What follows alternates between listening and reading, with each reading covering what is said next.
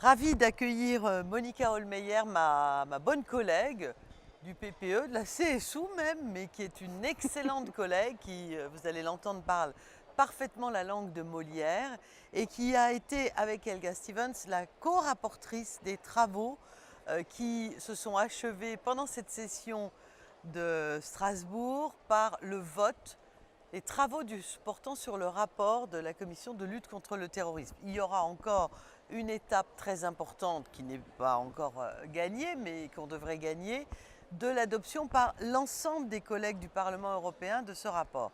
Est-ce que Monica, tu peux dire en quelques mots le sens de notre travail sur la lutte contre le terrorisme au plan européen ?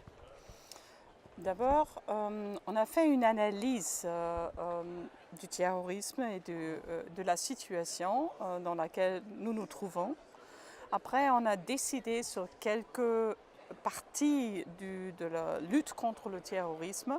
Alors, c'est la prévention contre la radicalisation c'est quelque chose comme bottom-up. On veut que ça commence dans les villages et que les États membres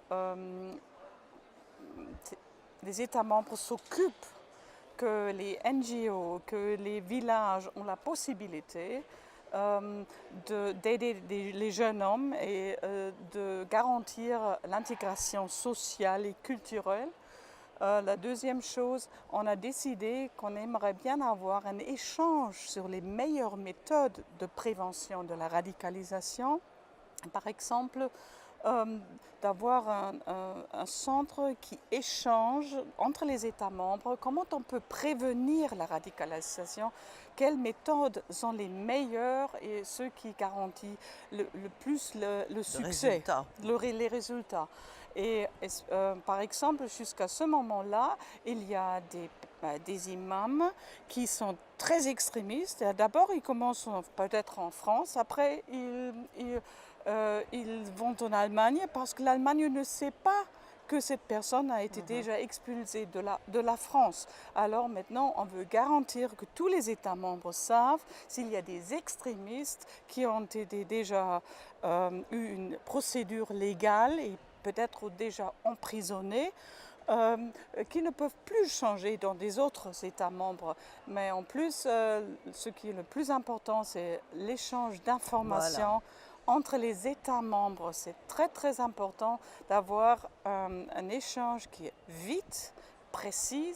La qualité d'information doit être exacte et précise et on doit garantir cette information dans un délai de temps très très très court.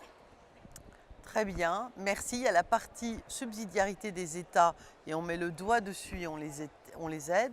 Puis il y a cette partie européenne pour prévenir, pour traquer les terroristes, pour traquer les financements, pour, une fois la menace évaluée, pour essayer aussi d'endiguer, d'éviter les attentats terroristes. C'est un beau travail qui a été réalisé, qui devrait être adopté ensuite en plénière. Et ce travail a été très solide aussi grâce à Monica Hohlmeier, que j'ai oublié de dire. Grâce à Nathalie Griesbach. Non, qui est donc une collègue d'Allemagne et qui a été ministre de l'Éducation en Bavière et avec laquelle je travaille étroitement aussi sur tous les dossiers de liberté, de justice et affaires intérieures, même si parfois on n'est pas d'accord, on arrive toujours à faire avancer la construction européenne. D'échanger nos idées.